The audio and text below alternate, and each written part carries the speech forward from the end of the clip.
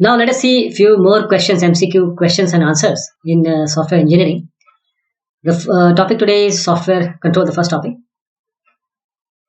The question one is SCM, or SCM stands for, because we are looking at the software control.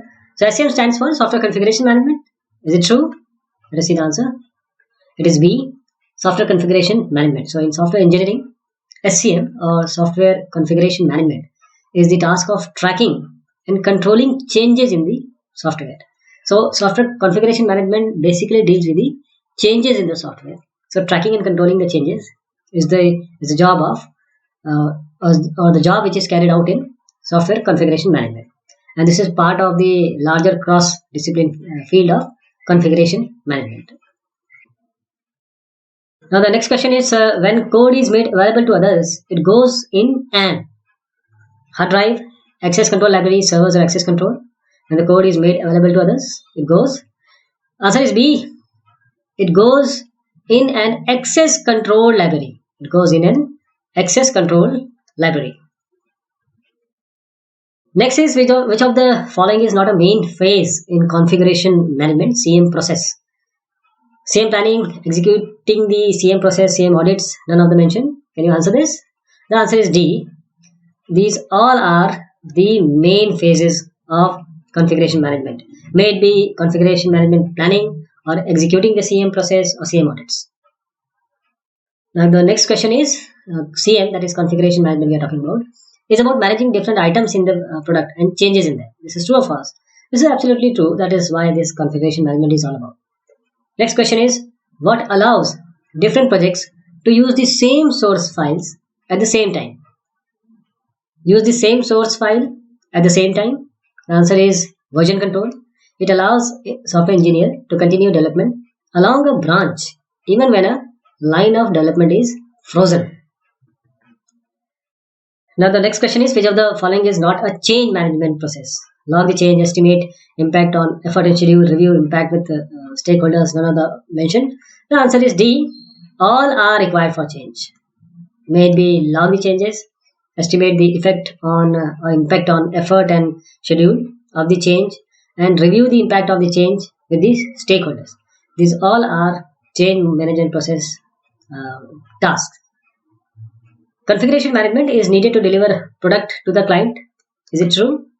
Yes, it is true. Configuration management is desired to deliver product to the client. Now the next question is what is one of the more configuration management items that have been formally reviewed and agreed upon and serve as a basis for further development? Is it baseline or any other? The answer is baseline. So baseline, one or more software configuration item that have been, this is the configuration item that have been formally reviewed and agreed upon, and this serves as a basis for the further development. The explanation of this answer is in CM, a baseline is an agreed to description of the attribute of the product at a point of time, which will serve as the basis for the defining changes. Next is how are baselines verified? How are baselines verified? The answer is by testing testing verifies the agreed to description. So the verification of baseline will be done by the testing of code. Next is which of the following is an example of configuration items? Configuration items. Can you answer? These are 4 options for you. The answer is D. SCM procedures, source code, software design description. All these are example of software configuration items. The next is SCM controls only the products of the development process. SCM controls only the products of the development process. Is it true? Yes. SCM controls only the products of the development process. Next is CCB. CCB stands for what? Can you answer this? CCB? CCB stands for the change control board in terms of or with reference to the CCB or change control. CCB stands for change control board. Next is what information is required to process a change to a baseline. What information is required to process a change to a baseline? Can you answer? These 4 options are there. The answer is D again. All of these, because the baseline is an agreed to description of the product. So changes are required for multiple reasons. So the information which is required to process a change to a baseline is the reasons for making the changes, a description of the proposed changes, a list of other items affected by the changes. Now the next question is coming from decomposition techniques in software project planning. This is another topic, decomposition techniques in software project planning. So the first question is, why is decomposition technique required? Why is decomposition technique required? And can you find the answer? Why is decomposition technique required? The answer is C. It is software project estimation is a form of problem solving, that is decomposition is required. When developing a cost and effort estimate for a software project is too complex, that is why decomposition technique is required. So we decompose the problem, recharacterizing it as a set of smaller problems. Next is cost and effort estimation of a software uses only one form of decomposition, either decomposition of the problem or decomposition of the process. Cost and effort estimation of the software. So is it true or false? The answer is false, because estimation uses one or both forms of partitioning. So the question which was cost and effort estimation of a software uses only one form of decomposition, either decomposition of the problem or decomposition of the process. This is false, because it may require both forms of either decomposition of the problem or decomposition of the process. Either of them may be, or both of them may be required. Next question is, if a direct approach to software project sizing is taken. If a direct approach to a software sizing is taken, size can be measured in direct approach. Which is the answer? The answer is very straightforward. This is line of code. Or rather, to be very precise, it comes with KLOC. So this line of code or line of codes, KLOC, is a direct measure to estimate the project size. Next is, which software project sizing approach develop estimates of the information domain characteristic? Which project sizing approach? Can you answer this? Estimate the information domain characteristic. The answer is function point sizing. Function point sizing. This point sizing, this is the software project sizing approach which develop estimates of the information domain characteristics. Next question is the expected value of the estimation variable. The expected value of the estimation variable size, actually. S can be computed as a weighted average of optimistic, most likely, pessimistic estimates, which is given by, what is the answer here? The answer is B. Estimated value is equal to the S of, that is the optimistic, weighted average of the optimistic estimate, plus 4 SN, that is 4 most likely, plus the S, PES means pessimistic, divided by 6, that means the B1 is the correct answer. This assumes that there is a very minute or small probability that the actual size result will fall outside the optimistic or pessimistic value. Very small probability that the actual size result will fall outside the optimistic or pessimistic value. Next is, how many forms exist in Barry Boehm's COCOMO? So is it true? Because COCOMO 2 you have known, but we are talking about the forms of COCOMO, whether it be COCOMO or COCOMO 2. So there are 3. The answer is 3 here. There are 3 forms. First is basic, then we have intermediate, and then we have advanced COCOMO model. So there are 3 types of COCOMO model which we talked about. Okay. The next is, who suggested the 4 different approaches to the sizing problem? Putnam, Myers, Boehm, Putnam and Myers. The answer is D. Putnam and Myers suggested the 4 different approaches to the sizing problem. Now the next one is, in many cases it is often more cost effective to acquire rather than develop computer software. In many cases it is often more cost effective to acquire than to develop, and this is true because there are always make or buy decision, whether you want to make the software or you can buy the software. So if buying is cheaper, then you can just buy it. Why to go for all which software is already available? People have already put their effort, and it is working and it is being tested, and it is state of the art. So why not to buy it? Next is this one. The make buy decision is based on whether the software may be purchased off the shelf, full experience or partial experience software components should be used, customer built software should be developed, all of the mentioned. The answer is the D1, because the make buy decision is based on whether the software may be purchased off the shelf, full experience or partial experience software component should be used, or the customer built software should be developed. Next is, which of the following is not one of the 5 information domain characteristics of function point of decomposition? External input, external output, external inquiries are true. Is this correct? C. No, this is incorrect. So there are 5 information domain characteristics of function point. These are external input, external output, external inquiries, external interface. These are 4 external things, and 1 is internal logic files. Next is, the project planner must reconcile the estimates based on the decomposition technique to produce a single estimate of effort. Is it true or false? The answer is false, because the planner must determine the cause of divergence and then reconcile the estimates. Right? So the project planner must reconcile the estimate based on the decomposition technique to produce a single estimate effort is wrong. Next is, programming language experience is a part of which factor of COCOMO cost drivers?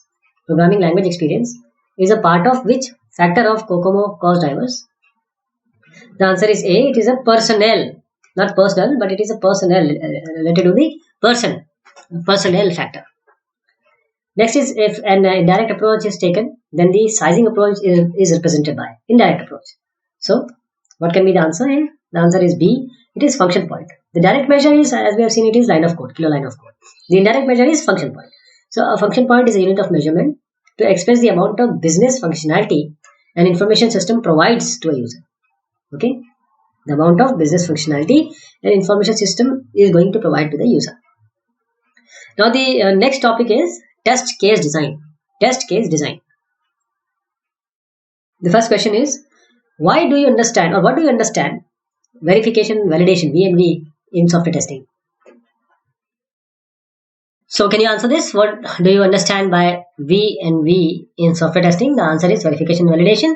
The answer is C. So V&V, this generally refers to any activity that attempts to ensure that the software will function as required.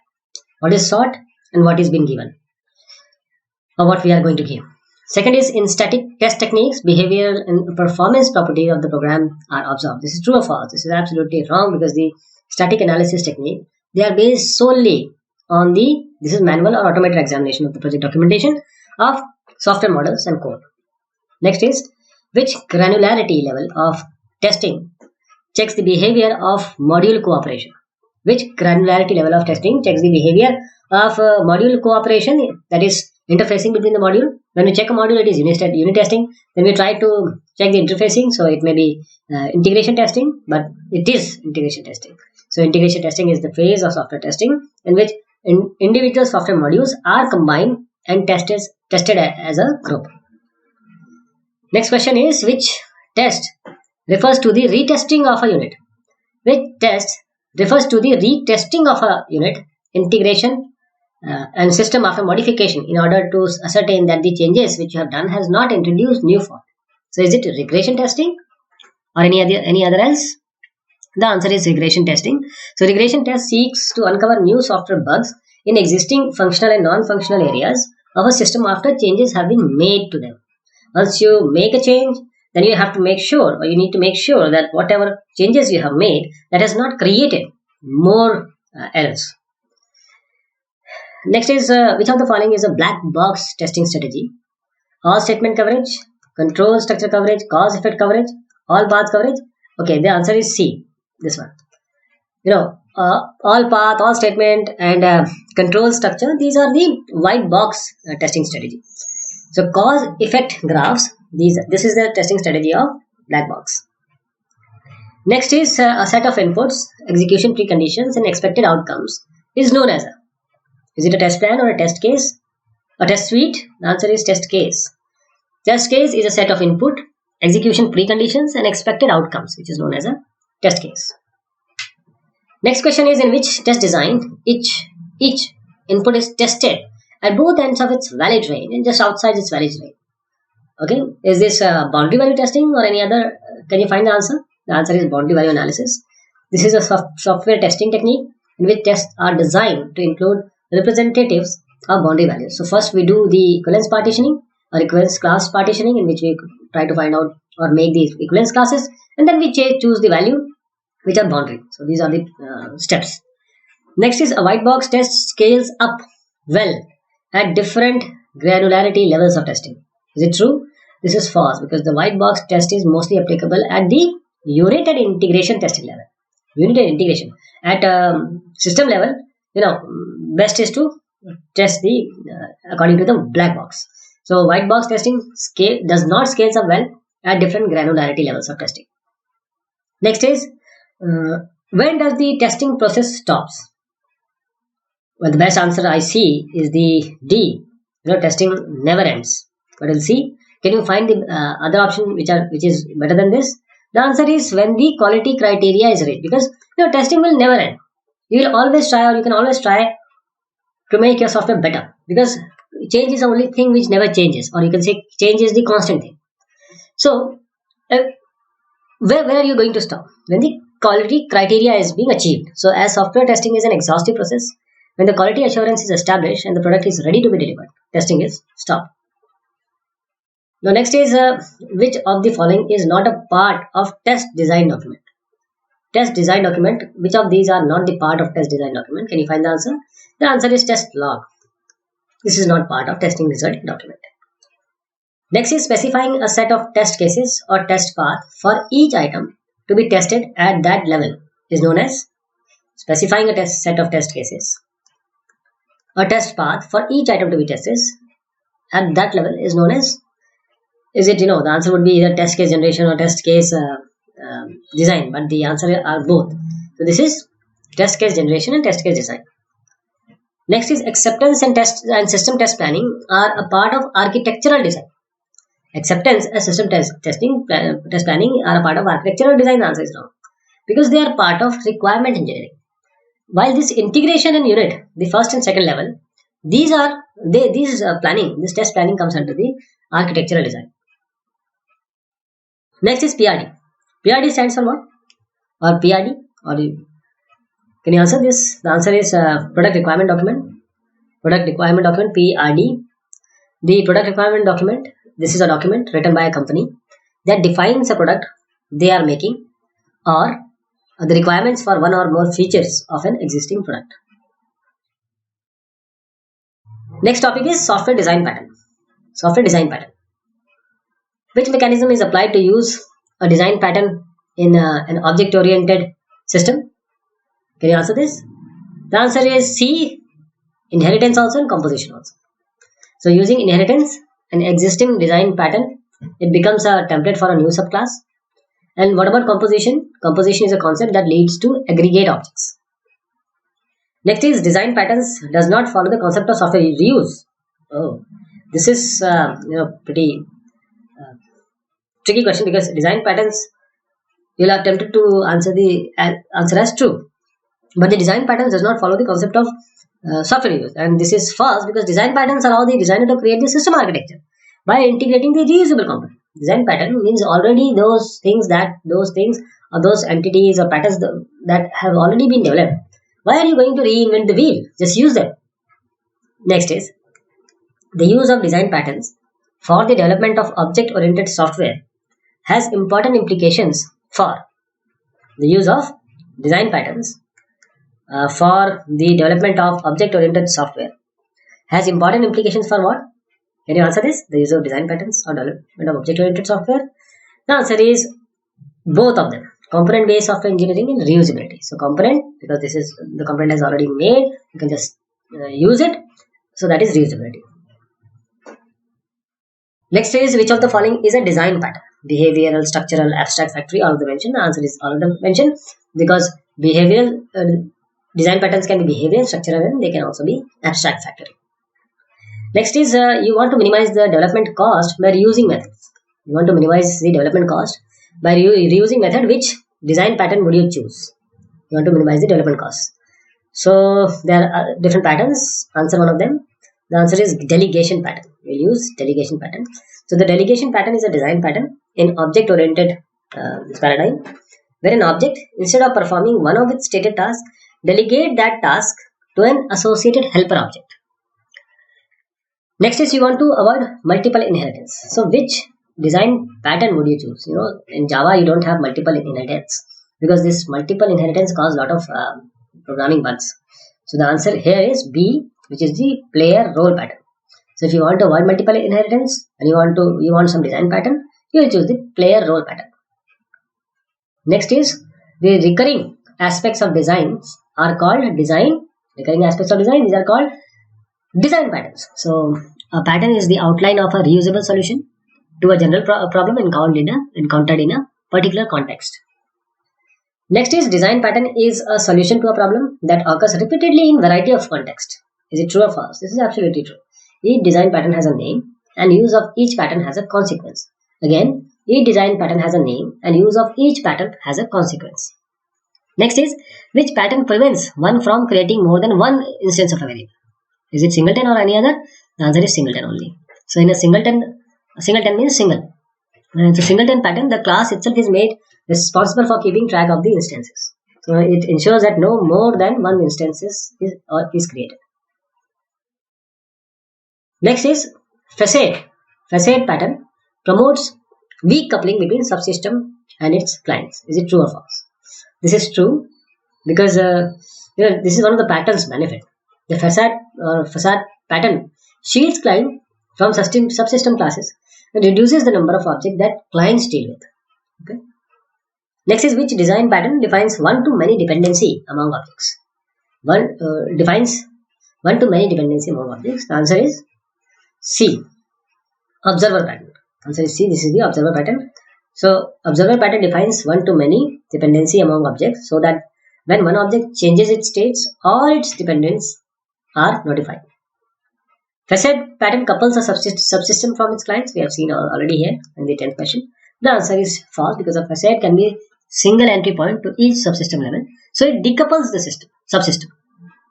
Next is in factory method pattern. The framework must instantiate classes, but it only knows about the abstract classes, which it cannot initiate. So how would one solve this problem? Can you answer this? Let me read it again. In a factory pattern method or method pattern, the framework must instantiate classes, but it only knows about the abstract classes, which it cannot initiate. So the answer would be D. First is encapsulating the knowledge of which document subclass is to be created and moving this knowledge out of the framework and instantiating the application specific documents without knowing their class. This is the solution. So these were few more questions, MCQ questions on software engineering. So I'll be taking more. Thank you so much. Take care.